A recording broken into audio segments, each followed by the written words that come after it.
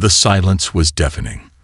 Dr. Elena Rodriguez watched the massive alien ships materialize above Sao Paulo's skyline, their obsidian hulls blocking out the morning sun like a living eclipse. Her fingers, calloused from years of intricate engineering work, traced the surface of a modified tablet that looked like nothing more than a discarded piece of consumer electronics.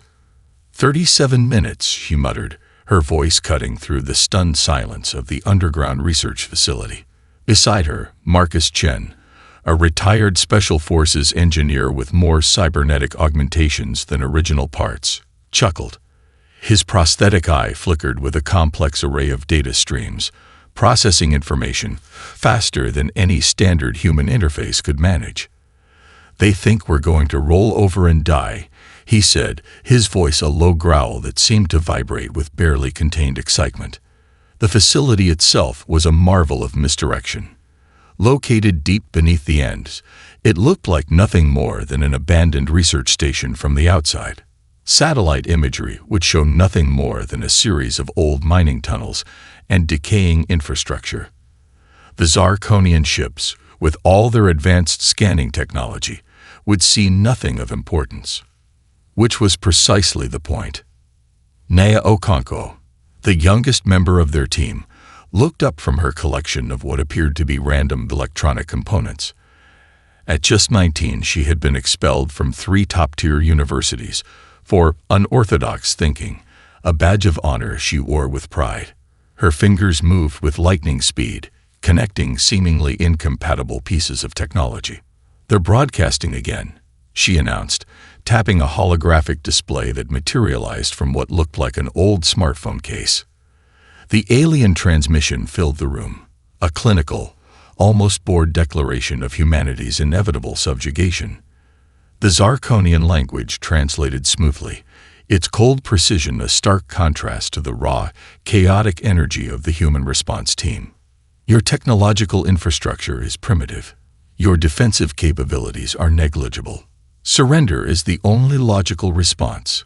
Resistance will result in complete planetary elimination." Marcus snorted. Elena's lips curled into a smile that didn't reach her eyes. "They have no idea," she whispered. The teen represented humanity's last, best hope, a collection of brilliant misfits who had been overlooked, dismissed, or outright rejected by traditional scientific and military establishments. Marcus, with his military background and cybernetic enhancements. Naya, a prodigy who saw technology as a living, breathing ecosystem of possibility. And Elena herself, a quantum physicist who had spent the last decade developing technologies that existed in the liminal space between scientific possibility and what most would consider pure science fiction. Their secret weapon wasn't a massive weapon system or an advanced spacecraft. It was something far more fundamental, a complete reimagining of how technology could interact with the universe. On the main screen, global communication networks showed the initial human response. Military forces mobilizing, emergency protocols activating. But beneath that visible layer of response was something far more intricate, a distributed network of innovation that the Zarkonians could never comprehend. "Initialization sequence," Elena called out, her voice steady. Nia's fingers danced across her improvised interface. What looked like a collection of discarded smartphone parts, industrial sensors, and modified gaming hardware began to pulse with an energy that seemed to defy conventional physics. Marcus leaned forward, his cybernetic eye switching through multiple spectrums of observation. "Quantum entanglement matrix is stabilizing," he reported. "Signal propagation at 78% and climbing." The alien ships continued their methodical descent. News feeds around the world showed panic, confusion, a sense of impending doom. But in this hidden facility, there was only calculation, preparation. Elena's tablet, which looked like nothing more than a consumer device from 3 years ago, began to emit a soft, almost imperceptible hum. To the naked eye, nothing seemed to be happening. But Marcus's enhanced vision could see the complex quantum interactions beginning to form, a technological ecosystem that was about to show the Zarkonians exactly why humanity was not to be underestimated. 30 seconds to first contact, Naya announced, her voice a mixture of scientific excitement and barely contained anticipation. The universe was about to learn that humanity's greatest weapon was never about the complexity of its technology, but the incredible, unpredictable creativity of its approach. The first Zarkonian dropships pierced Earth's atmosphere like obsidian daggers, their quantum-phased hulls gleaming with a metallic sheen that defied conventional physics. Commander Krellax watched from the command ship, his four-fingered hands clasped behind his back, mandibles clicking with anticipation of an effortless conquest. In a small workshop in Tokyo's industrial district, Hiroshi Tanaka looked up from a half-dismantled industrial laser cutter. The massive alien ships cast shadows across the city, their presence a silent threat that seemed to crush hope itself. But Hiroshi saw something different. Where others saw doom, he saw possibility. Akira. He called to his assistant, a young engineer with wild hair and eyes that never stopped calculating. Bring me the magnetic resonance modulator. The workshop looked like chaos to the untrained eye, a labyrinth of half-finished projects, modified machinery, and seemingly random technological components. To Hiroshi, it was a canvas of potential. Thousands of kilometers away, in a converted shipping container serving as a mobile command center, Major Sarah Chen watched the initial invasion unfold. Her team represented a cross-section of global defense. Engineers, programmers, tacticians from every continent, connected by something far more powerful than national boundaries. First wave is approaching major metropolitan areas. A young analyst reported, his voice tight with tension. Estimated time to ground contact, 7 minutes. Sarah's fingers flew across a holographic interface that looked like a hybrid between a military command system and a complex video game interface. What the Zarkonians didn't understand was that humanity's greatest strength had always been its ability to adapt, to turn limitations into opportunities. In the Zarkonian command ship, predictive algorithms calculated human resistance with cold mathematical precision. Probability models showed a 99.8% chance of total planetary submission within the first 12 hours of invasion. The remaining 0.2% was labeled as statistical anomaly, a term that would soon become tragically ironic. Hiroshi's laser cutter hummed to life, its internal systems modified beyond any manufacturer's original design. Akira watched in fascination as his mentor began reconfiguring the device, adding components that seemed to defy logical connection. The aliens believe their quantum phase shielding is impenetrable, Hiroshi muttered, more to himself than to Akira. But no technology is without weakness. No shield is perfect. Major Chen's global network began to activate. What looked like a standard military communication system was actually something far more complex, a distributed neural network that could adapt, learn, and respond faster than any centralized command structure. The first Zarkonian dropships touched down in major cities: Tokyo, Sao Paulo, Lagos, New Delhi. Armored troops began their systematic deployment, their energy weapons primed to neutralize any resistance. Their tactical displays showed no significant defensive preparations. Humanity appeared to be exactly what the invasion models predicted: technologically primitive, psychologically fragile, ripe for conquest.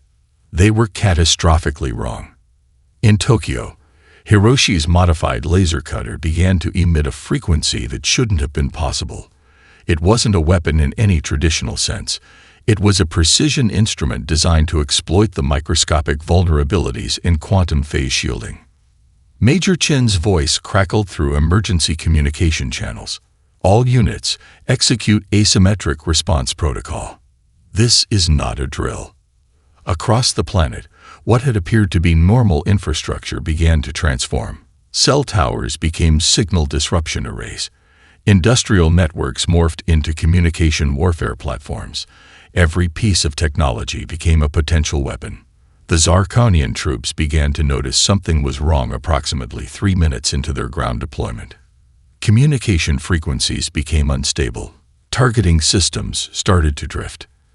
Energy weapon capacitors experienced unexplained fluctuations. Commander Krulax's first indication that something was amiss came from a junior tactical officer, mandibles clicking nervously. "Commander, we're experiencing systemic interference across multiple dropship units." "Impossible," Krulax responded, his voice a mixture of confusion and rising concern. In his Tokyo workshop, Hiroshi allowed himself a small smile. The first punch had been thrown, and the Zarkonians didn't even realize they'd been hit. Humanity's response was not about to be a traditional war. It was going to be something far more dangerous, a total reimagining of technological conflict. The invasion had begun, but the real battle was just starting. The first true shock came not from a military installation, but from a municipal waste processing plant in Lagos. Dr. Amina Okonkwo, Nia's older sister and an environmental systems engineer, watched the alien dropships with a calculating gaze. The massive facility around her buzzed with activity, workers transforming what looked like ordinary waste management equipment into something far more sinister. "Quantum interference matrix is at 62% calibration," she called out to her team. What the Zarkonians saw as a simple waste management center was about to become their worst nightmare.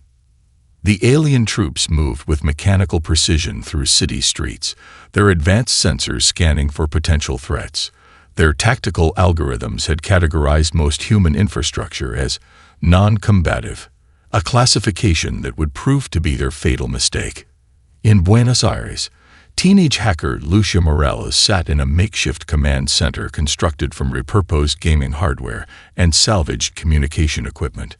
Her fingers danced across a keyboard that looked like it had been assembled from 3 different systems, creating a communication disruption network that defied conventional understanding. "They think our technology is primitive," Lucia muttered, a sardonic smile playing across her lips. "They have no idea." The Zarkonian communication logs would later reveal their growing confusion. Tactical units reported inexplicable system failures. Energy weapon capacitors would charge, then suddenly discharge. Quantum phase shielding, considered the most advanced defensive technology in the known galaxy, began to develop microscopic instabilities. Dr. Amina's waste processing plant was doing something unprecedented. By using complex electromagnetic pulse generators disguised as industrial cooling systems, they were creating localized quantum interference fields. Each pulse was carefully calibrated to exploit the tiniest vulnerabilities in the aliens' advanced technology. Major Sarah Chen's global network had transformed every piece of infrastructure into a potential weapon. Cell towers became signal jamming stations. Power grids morphed into distributed computing platforms that could analyze and counter alien technological systems in real time. "It's not about having the most advanced technology," Chen explained to her international team. "It's about understanding technology as an ecosystem. Every system has vulnerabilities. We just need to find them." In orbit, the Zarkonian command ship began to experience its first true moments of panic. Commander Krulax watched as tactical readouts became increasingly erratic. Units on the ground reported communication breakdowns. Weapon systems would activate, then suddenly fail. "Quantum coherence is destabilizing," a junior tactical officer reported, mandibles clicking with increasing nervousness. Krulax couldn't comprehend what was happening. Their invasion models had accounted for every possible human resistance scenario: military confrontation, guerrilla warfare, diplomatic capitulation. But this was something entirely different. In Tokyo, Hiroshi Tanaka's laser modification continued its subtle attack. By creating microscopic resonance frequencies that interacted with the quantum phase shielding, he was essentially teaching the alien's own technology to destroy itself. Lucia's communication disruption network in Buenos Aires took a different approach. Instead of directly attacking alien systems, she was creating cascading information loops, sending false signals, creating phantom communication channels that would consume the aliens' computational resources.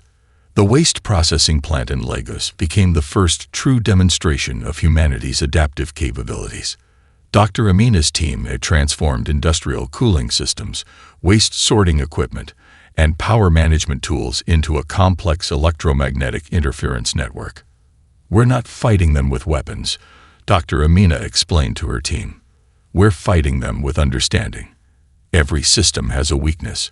We just need to be creative enough to find it." Zarkonian tactical logs would later show increasing confusion. Their most advanced predictive algorithms began to fail. The human response was so fundamentally different from any known resistance model that their computational systems simply couldn't process the information. What the aliens saw as random technological noise was actually a coordinated global response. Every piece of infrastructure became a potential weapon. Every limitation became an opportunity for innovation. Commander Krelax would later describe it in his personal logs as a fundamental reimagining of technological conflict. But in that moment, all he knew was that something was terribly, catastrophically wrong. Humanity wasn't just resisting. They were rewriting the entire concept of technological warfare. And they were just getting started. The world had become a living weapon. Major Sarah Chen stood in her mobile command center, a converted shipping container that looked unremarkable from the outside, but housed the most sophisticated distributed warfare system ever conceived. Around her, a team of specialists from 17 different countries worked with a synchronicity that defied traditional military hierarchies. "Industrial sector in Johannesburg is going active," a young analyst named Raj reported, his fingers dancing across a holographic interface that looked more like an elaborate video game than a military system. What the Zarkonians didn't understand was that humanity's greatest strength had always been its ability to see potential where others saw only limitations. In the oil fields of Texas, drilling platforms transformed into massive signal disruption arrays. Wind farms in Denmark became precision electromagnetic pulse generators. Manufacturing plants in South Korea converted assembly lines into rapid prototyping centers for adaptive defense technologies. Dr. Elena Rodriguez watched from her underground facility, a slight smile playing across her lips. The quantum entanglement matrix they had been developing was working perfectly, not as a weapon, but as a distributed intelligence network that could predict and neutralize alien technological responses faster than the invaders could adapt. "They're trying to establish a communication node over the Pacific Rim," Naya Okonkwo announced, her fingers blur of motion across a collection of modified electronic components that looked more like a teenager's random collection of gadgets than a sophisticated communication interception system. The first true moment of alien confusion came from an unexpected source. In the suburbs of Melbourne, a group of high school robotics club members had turned their annual competition project into a sophisticated drone swarm network.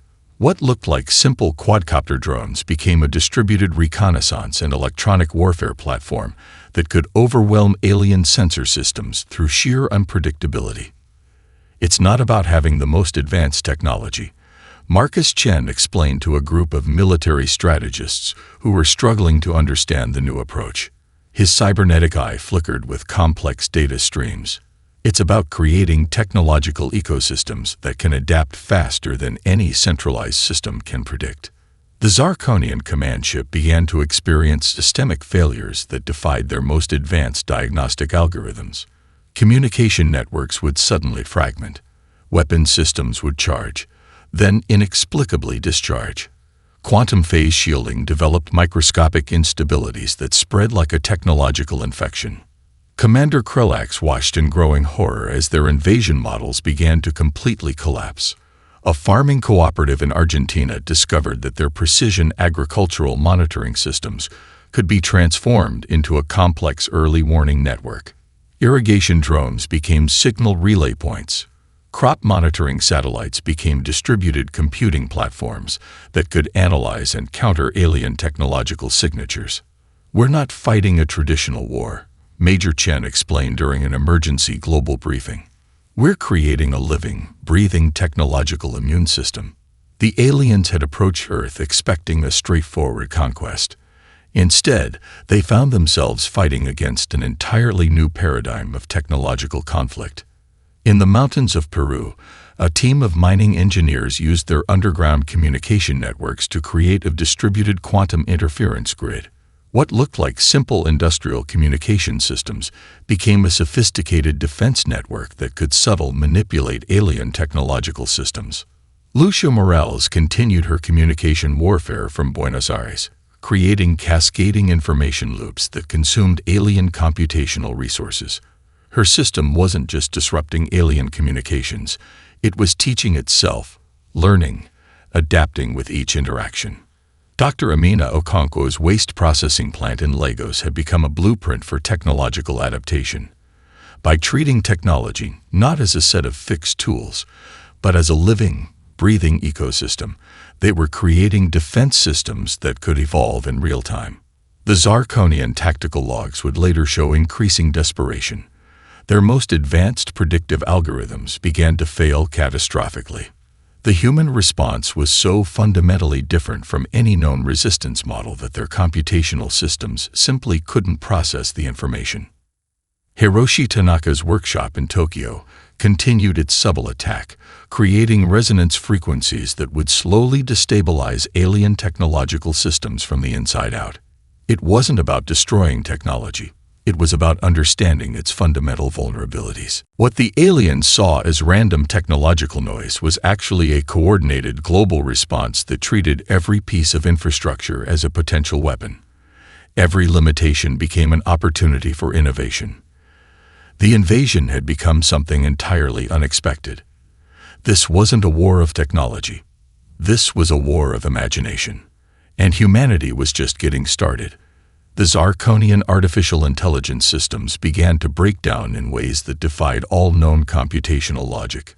Dr. Elena Rodriguez watched the data streams cascade across her modified display, a complex network of interactions that looked more like an abstract art piece than a traditional monitoring system. Each fluctuation represented a moment of alien technological confusion, a testament to humanity's fundamentally different approach to problem-solving. "They're trying to rationalize our response," she muttered to Marcus Chen, who stood beside her, his cybernetic eye processing information at speeds that would make standard computers look prehistoric. "But they can't comprehend our methodology." In the refugee camps that had sprung up around major cities, survival had become its own form of technological innovation. A group of displaced engineers in a makeshift shelter in Kuala Lumpur had already converted emergency water filtration systems into sophisticated communication interceptors. Solar charging stations became distributed computing nodes. Medical monitoring equipment transformed into early warning detection systems. Nea Okonkwo's latest creation was perhaps the most insidious. What looked like a collection of discarded smartphones and industrial sensors was actually a distributed learning network that could predict and counter alien technological responses in real time. Each device was both a sensor and a weapon, constantly adapting, constantly learning. The Zarkonian command ship experienced its first true moment of existential terror. Commander Krulax watched as their most advanced predictive algorithms began to produce results that made no logical sense. Their artificial intelligence systems, considered the pinnacle of computational thinking in the known galaxy, were being systematically dismantled by an approach to technology that seemed to defy fundamental principles of rational computation. In the mountains of Chill, a group of amateur radio enthusiasts had created a communication network that could shift frequencies, create false signals, and distribute information in patterns that would confuse even the most advanced alien tracking systems. What looked like random noise was actually a sophisticated method of technological warfare. "It's not about having the most advanced technology," Major Sarah Chen explained during an emergency global strategy session. The meeting was conducted across multiple platforms, through channels that constantly shifted and adapted. "It's about understanding technology as a living, breathing ecosystem." The aliens had approached Earth with the assumption of total technological superiority. They had cataloged human technology, run countless simulations, developed invasion models that accounted for every possible scenario of resistance. They were catastrophically wrong. In a small workshop in Mumbai, a team of young engineers had begun to develop what they called technological antibodies, adaptive systems that could learn from and neutralize alien technological signatures faster than the invaders could adapt. Each piece of equipment was both a defensive tool and a learning system. Lucia Morels continued her communication warfare from Buenos Aires, her system now evolving beyond simple signal disruption. She was teaching the aliens' own communication networks how to destroy themselves, creating cascading information loops that consumed computational resources like a digital virus. The Zarkonian tactical logs would later reveal a growing sense of existential dread. Their most fundamental assumptions about technological development were being systematically dismantled. Humanity wasn't just resisting. They were rewriting the entire concept of technological conflict. Dr. Amina Okonkwo's waste processing facility in Lagos had become a blueprint for adaptive technological thinking. By treating technology as an ecosystem rather than a set of fixed tools, they were creating defense systems that could evolve in real time, learning and adapting with each interaction. Hiroshi Tanaka's workshop in Tokyo continued its subtle attack, creating resonance frequencies that would slowly destabilize alien technological systems from the inside out. It wasn't about destroying technology. It was about understanding its fundamental vulnerabilities. The High School Robotics Club in Melbourne had transformed their drone swarm into a distributed intelligence network that could predict and counter alien technological responses with a level of creativity that defied traditional computational logic. Each drone was both a sensor and a weapon, constantly communicating, constantly learning. What the aliens saw as random technological noise was actually a coordinated global response that treated every piece of infrastructure as a potential weapon. Schools became engineering centers. Factories became rapid prototyping facilities. Every limitation became an opportunity for innovation. Commander Krelax would later describe it in his personal logs as a fundamental breakdown of rational technological progression. But in that moment, all he knew was that something was terribly, catastrophically wrong. The invasion had become a war of imagination, and humanity was proving to be the most dangerous opponent the galaxy had ever seen. The captured Zarkonian communication officers sat in isolation chambers that were anything but standard detention facilities. Each room was a carefully designed psychological study in human unpredictability. Walls that shifted color based on emotional responses, ambient sounds that defied standard auditory processing, environmental conditions that constantly challenged alien sensory perceptions. Dr. Elena Rodriguez observed through a multilayered quantum interference observation field, her fingers tracing complex data patterns on a holographic interface that looked more like an abstract art piece than a scientific monitoring system. "They're trying to understand us," she muttered to Marcus Chen, "but they're approaching it like a mathematical problem. That's their first mistake." The alien prisoners represented something far more valuable than potential intelligence assets. They were a window into the fundamental differences between human and Zarkonian technological philosophy. In the first 48 hours of captivity, the aliens experienced something they had no framework to comprehend: adaptive empathy as a form of technological resistance. The interrogation teams weren't traditional military personnel. They were a carefully curated group of psychologists, linguists, engineers, artists, and problem solvers from cultures across the globe. Each brought a unique perspective that systematically dismantled the aliens' understanding of intelligence, communication, and technological development. A young linguist from Johannesburg named Amarat discovered that Zarkonian communication was fundamentally hierarchical. Each concept, each technological innovation was structured around strict computational models that allowed for minimal deviation. Human language, by contrast, was a living, breathing ecosystem of metaphor, contradiction, and constant reinvention. "Your technology sees limitations," Amara explained to one of the captured officers during a particularly revealing interview. "Our technology sees potential." The aliens' response was telling. Its communication tendrils, biological interfaces that served as both communication and computational devices, simply could not process the concept. In refugee camps and makeshift research centers around the world, something extraordinary was happening. The invasion had become a global collaborative project. Engineers who had never met were sharing insights through improvised communication networks. A solution developed in a Brazilian favela would be adapted by a team in rural China within hours. The Zarkonian command ship intercepted communication fragments that made no logical sense. Technical specifications would be mixed with artistic concepts. Engineering solutions would be described through musical metaphors. Mathematical proofs would be illustrated with cooking techniques. Commander Krelax found himself experiencing something approximating human emotion, a concept his species had long since evolved beyond. Confusion, frustration, a growing sense that they had fundamentally misunderstood the nature of intelligence itself. Dr. Amina Okonkwo's waste processing facility in Lagos had become more than a defensive installation. It was a living laboratory of technological philosophy. Each system was designed not just to function, but to learn, to adapt, to see beyond its original purpose. Technology isn't a tool, she would explain to her international team. It's a conversation, a living ecosystem that grows and changes with each interaction.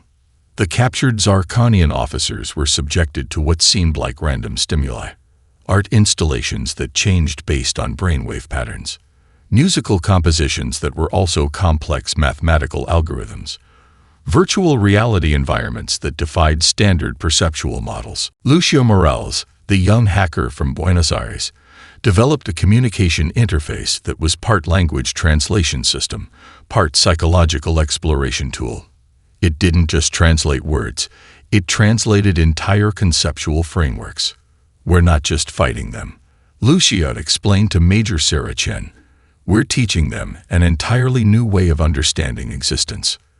The most profound moment came during an interview with a mid-level Zarkonian tactical officer. When asked about technological innovation, the alien described a process so rigidly hierarchical that it became clear why human creativity was so fundamentally incomprehensible to them. In the Zarkonian model, technological development was a linear progression. Each innovation was carefully planned, meticulously implemented, with minimal room for unexpected adaptation. Human technology, by contrast, was a complex, chaotic ecosystem where limitation was just another word for opportunity. A group of children in a refugee camp in Kuala Lumpur inadvertently demonstrated this philosophy most effectively. Given a collection of seemingly random technological components, they created communication devices, early warning systems, and adaptive learning tools that would make most professional engineers weep with joy. Commander Krelax would later describe this moment in his personal logs as the fundamental breakdown of our understanding of intelligent development. But in that moment, all he knew was that humanity represented something far more dangerous than any military threat. They represented a fundamental reimagining of what intelligence could be. And the galaxy would never be the same. The counteroffensive began not with a weapon, but with an idea. Dr. Elena Rodriguez stood in the underground facility, the quantum entanglement matrix humming with potential. Her team had transformed captured alien technology into something the Zarkonians could never have anticipated, a living, breathing technological ecosystem that could predict, adapt, and counter alien systems faster than they could comprehend. We're not just fighting, Elena explained to her team. We're rewriting the entire concept of technological warfare. Major Sarah Chen's global network had become something far beyond a traditional military communication system. It was a distributed intelligence platform that turned every piece of human infrastructure into a potential weapon. Power grids became signal disruption networks. Communication satellites transformed into adaptive reconnaissance platforms. Even the most mundane technological systems became part of a global defensive and offensive capability. In Tokyo, Hiroshi Tanaka's workshop had become ground zero for technological reverse engineering. Captured alien components were pulled apart, analyzed, and transformed into systems that defied the original designer's intentions. What the Zarkonians saw as their most advanced technologies became the very tools of their destruction. Lucia Morales had evolved her communication warfare beyond simple signal disruption. Her systems were now teaching the aliens' own networks how to destroy themselves, creating cascading information loops that consumed computational resources like a digital plague. Each interaction made the system more sophisticated, more unpredictable. The turning point came from an unexpected source.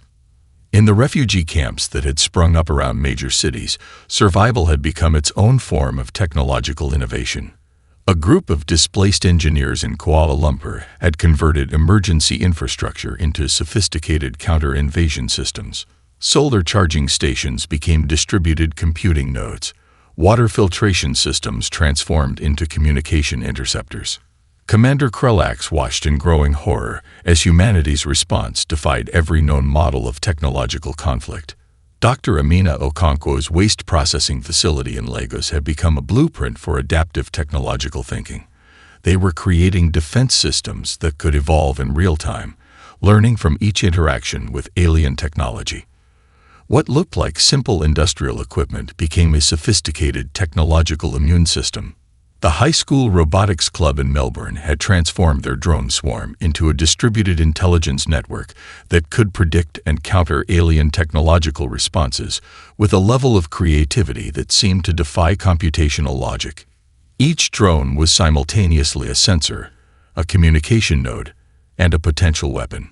"We're teaching them an entirely new way of understanding existence," Naya Okonkwo announced, her fingers dancing across a collection of modified electronic components that looked more like an artistic installation than a sophisticated technological platform. The Zarkonian command ship experienced systemic failures that completely shattered their understanding of technological development. Communication networks fragmented. Weapon systems would charge, then inexplicably discharge. Quantum phase shielding developed vulnerabilities that spread like a technological infection. Marcus Chen's cybernetic augmentations had become a living laboratory of human-alien technological integration. His enhanced systems could interface with captured alien technology, learning and adapting at a speed that seemed to break fundamental laws of computational processing. Global cooperation reached levels that would have been impossible before the invasion. A solution developed in a Brazilian favela would be adapted by a team in rural China within hours. Engineering insights were shared across improvised networks that constantly shifted and adapted. The counteroffensive wasn't just military, it was total. Economic systems were weaponized. Cultural networks became intelligence platforms. Every human interaction became a potential point of technological resistance. Alina Rodriguez's team unveiled their masterpiece, a defense system that could predict and neutralize alien technological advances before they could be implemented. It wasn't about having the most advanced technology, but about understanding technology as a living, breathing, adaptive concept. Captured Zarkonian officers watched in growing terror as humanity transformed their most advanced technologies into tools of resistance. Communication interfaces became psychological exploration platforms. Weapon systems were reverse-engineered into adaptive learning networks. The aliens had approached Earth expecting total technological superiority. Instead, they found themselves fighting against an entirely new paradigm of technological conflict. Commander Krelax would later describe it in his personal logs as a fundamental breakdown of rational technological progression. The invasion had become something entirely unexpected, a war of imagination, of potential, of seeing beyond the immediate limitations. Humanity wasn't just resisting, they were rewriting the entire concept of technological warfare. And they were just getting started. The final confrontation was nothing like anyone had anticipated. It wasn't a battle of weapons, but a demonstration of fundamental understanding. Dr. Alina Rodriguez stood before the Galactic Confederation Council, representing not just Earth, but a completely new paradigm of technological and philosophical development. The massive chamber, designed to intimidate with its sweeping crystalline architecture, seemed to shrink around her presence. "Your understanding of technology is fundamentally limited," she began, her voice calm and measured. Behind her, a holographic display began to unfold, not a traditional presentation, but a living, breathing representation of human technological philosophy. Commander Krulax, stripped of his military rank and now serving as a reluctant witness, watched with a mixture of horror and grudging respect. The Zarkonian delegation had been reduced from a conquering force to a cautionary tale. Nea Okonkwo's distributed network, a system that looked more like an abstract art installation than a technological platform, began to demonstrate how human technology fundamentally differed from every known galactic model. Each node was simultaneously a sensor, a learning system, and a potential solution generator. The holographic display showed not just technological development, but a living ecosystem of innovation. It wasn't a linear progression, but a complex, adaptive network that could transform limitations into opportunities faster than any known computational system could process. Major Sarah Chen stood to the side, representing the global coalition that had transformed a potential extinction event into humanity's moment of galactic recognition. The communication networks they had developed during the invasion had become something far more significant, a blueprint for a new understanding of collective intelligence. Hiroshi Tanaka's reverse engineering techniques were displayed in full glory. Captured alien technologies had been transformed into systems that their original creators could never have imagined. What the Zarkonians saw as their most advanced technologies became living examples of human adaptive potential. Lucia Morales' communication warfare systems were now being studied as a fundamental breakthrough in adaptive intelligence. Her methods had not just disrupted alien networks, they had demonstrated a completely new approach to information processing and technological interaction. The Galactic Confederation representatives from hundreds of different species, watched in growing awe and terror. Dr. Amina Okonkwo's ecological approach to technological development was revealed in full. Her waste processing systems had become a blueprint for adaptive technological ecosystems that could learn, grow, and transform at speeds that defied conventional understanding. Technology is not a tool, Elena explained, her presentation shifting to show how human children in refugee camps had transformed limited resources into sophisticated communication and survival systems. It's a living conversation between potential and possibility. Marcus Chen's cybernetic augmentations were displayed as more than just technological enhancements. They were living proof of human adaptability. Each augmentation was a conversation, not a fixed solution. They learned, they grew, they transformed. The captured Zarkonian officers watched as their most advanced technologies were systematically dismantled and reimagined. Their quantum phase shielding, their communication networks, their most sophisticated weapon systems, all became examples of human innovative potential. The presentation was a systematic deconstruction of every known galactic technological paradigm. Technological development wasn't a linear progression. It was an ecosystem, a conversation, a living, breathing system of potential. The Galactic Confederation had come expecting to witness humanity's judgment. Instead, they were witnessing a fundamental reimagining of technological development. We don't seek conquest, Elena concluded, her final demonstration showing how the technologies developed during the invasion were already being transformed into solutions for global challenges: climate restoration, energy production, medical breakthroughs. We seek understanding. Commander Krulax, in that moment, understood the true terror of humanity. It wasn't their technological capabilities. It was their ability to see potential where others saw only limitations. The chamber fell silent. The galaxy would never be the same. Humanity had just rewritten the fundamental rules of technological development, and they were just getting started.